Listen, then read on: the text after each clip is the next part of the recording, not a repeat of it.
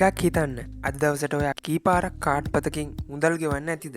ඒක ඔන්ලයින් ගනුදෙනුවක් වෙන්න පුළුවන්. නැත්නම් සාප්පුවකදී කරන ගනුදෙනුවක් වෙන්නත් පුළුවන්. ඒත් ඔයාගේ අතේ තියෙන කාඩ්පත මාස්ටර්කාඩ්, ඇමරිකන් එක්ස්ප්‍රස් හෝ වෙනත් සමාගමක කාඩ්පතක් වෙන්නත් පුළුවන්. ලෝකයේ මිනිසුන් අතර වැඩිම විශ්වාසයක් දිනාගත් එක් කාඩ්පතක් තියෙනවා. ඒ තමයි වීසා කාඩ්පත. වීසා කියන්නේ බැංකුවක්වත් මුදල් ණයට දෙන ආයතනයක්වත් නෙමෙයි. ඔවුන් ලෝකයේ සෑම ගනුදෙනුවක්ම එකිනෙකට සම්බන්ධ කරන දැවැන්ත ජාලයක්. නමුත් වීසා සමාගම මෙවැනි අධිරාජ්‍යයක් බවට පත් වුණේ කොහොමද? මේ කේස් ස්ටඩි එකෙන් අපි වීසා සමාගමේ සාර්ථකත්වයේ රහස ගැන ගැඹුරින් විමසා බලමු. වීසා කතාව පටන් ගන්න 1958 දී බැංක් ඔෆ් ඇමරිකා බැංකුවේ. ඒ කාලේ මුදල් නොවන ගනුදෙනු ඉතා අඩුයි. ඉතින් මේගොල්ලෝ හැම තැනකම ඇක්සෙප්ට් කරන කාඩ්පතක් හදන්න උත්සාහ කළා. ඒ තමයි ඔවුන් හඳුන්වා දුන් බැංක් ඇමරිකාඩ් එක.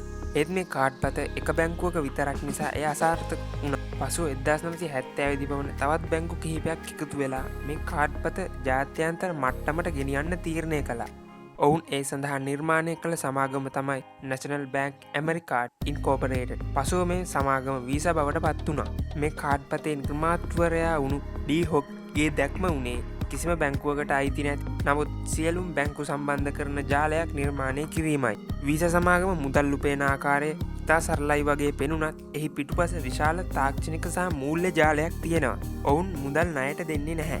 ඔවුන් ගනුදෙනු සඳහා ගාස්තු අය කරනවා. ගනුදෙනුවක් සිදුවන විට එයට ප්‍රධානතම පාර්ශ්ව 4ක් සම්බන්ධ වෙනවා. 1. කාඩ්පත් හිමියා. 2. වෙළඳසැල. 3. කාඩ්පත නිකුත් කළ බැංකුව. 4. වෙළඳසැලට ගෙවීම් බාර ගන්නා බැංකුව. ගනුදෙනුවක් සිදුවට හැටි මෙන්න. පාරිභෝගිකයා කාඩ්පතෙන් ගෙවද්දී වෙළඳසැලේ යන්ත්‍රය වෙළඳසැලේ බැංකුවට පණිවිඩයක් යවනවා. ඒ බැංකුව වීසා ජාලය හරහා කාඩ්පත නිකුත් කළ බැංකුවට පණිවිඩයක් යවනවා. ගනුදෙනුව සඳහා අවසර ඉල්ලනවා. අවසර ලැබුණට පසු ගනුදෙනුව සම්පූර්ණ වෙනවා. මේ මුළු ක්‍රියාවලියම තප්පර කිහිපයක් තුළ සිදු වෙනවා. මේ ගනුදෙනුවට වීසා සමාගම ඉන්ටර්චේන්ජ් ෆී සහ වෙනත් ගාස්තු අය කරනවා. මේ සමාගම මේ නිසා මුදල් ගනුදෙනු කරන්නන්ගෙන් සහ බැංකුවලින් වීසා සමාගමට විශාල ආදායමක් ලැබෙනවා. වීසා සමාගම හුදෙක් තාක්ෂණික ජාලයක් විතරක් නෙමෙයි. ඔවුන් ඉතා දක්ෂ ලෙස තම වෙළඳනාමය ගොඩනගා ගත්තා. ඔවුන්ගේ ප්‍රධානතම අලෙවි කරන සටන් පාඨය වුණේ It's everywhere you want to be කියන එකයි. මේ සටන් පාඨයෙන් ඔවුන් පෙන්වා දුන්නේ ලෝකයේ ඕනෑම තැනක වීසා කාඩ්පත පාවිච්චි කරන්න පුළුවන් බවයි. ඒ වගේම ඔලිම්පික් වගේ විශාල ක්‍රීඩා ඉසව් සඳහා අනුග්‍රහය දැක්වීම නිසා ඔවුන්ගේ වෙළඳනාමේ ගෞරවය තවත් ඉහළ ගියා. මේ නිසා පාරිභෝගිකයින්ගේ මනසට විශ්වාසය සහ ආරක්ෂාව පිළිබඳ හැඟීමක් ඇති කරන්න ඔවුන්ට පුළුවන් වුණා.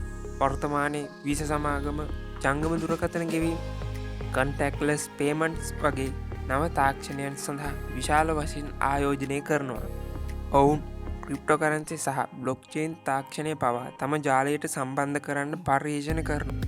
මේ නිරන්තර නවෝත්පාදනය නිසා ඔවුන්ට තම ආධිපත්‍යය පවත්වාගෙන යන්න පුළුවන් වුණා.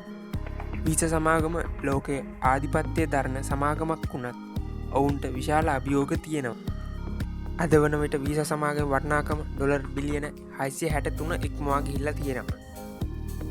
ඔවුන්ගේ ප්‍රධානතම තරගකරුවන් වන මාස්ටර්කාඩ් සහ ඇමරිකන් එක්ස්ප්‍රස් සමග ඔවුන් නිරන්තරයෙන්ම තරග කරනවා. ඒ වගේම PayPal වැනි අලුත් සමාගම් සහ බ්ලොක්චේන් තාක්ෂණය මත පදනම් වූ ගෙවීම් ක්‍රම ඔවුන්ට අලුත් අභියෝගයක්. මීට අමතරව ඔවුන්ගේ විශාල වෙළඳපොළ ආධිපත්‍ය නිසා ලෝකයේ විවිධ රටවල රජයන් විසින් නීතිමය විමර්ශන පවත්වනවා. මේ නිසා ඔවුන් තම ගාස්තු අඩු කරන්නත් සිදු වෙලා තියෙනවා.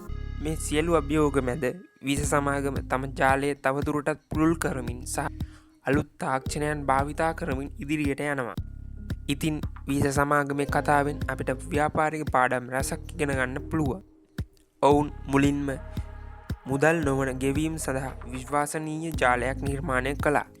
ඒ වගේම දක්ෂ ව්‍යාපාරිකාකෘතියක් සහ නවීන තාක්ෂණයන් භාවිතා කරමින් තම ආධිපත්‍ය පවත්වාගෙන ගියා. දැන් මම ඔබෙන් අහන්න කැමති. ඔබේ මතය අනුව අනාගතයේදී ක්‍රිප්ටෝකරන්සි සහ බ්ලොක්චේන් වැනි තාක්ෂණයන් නිසා වීසා සමාගමට අභියෝගයක් එල්ල වෙයිද?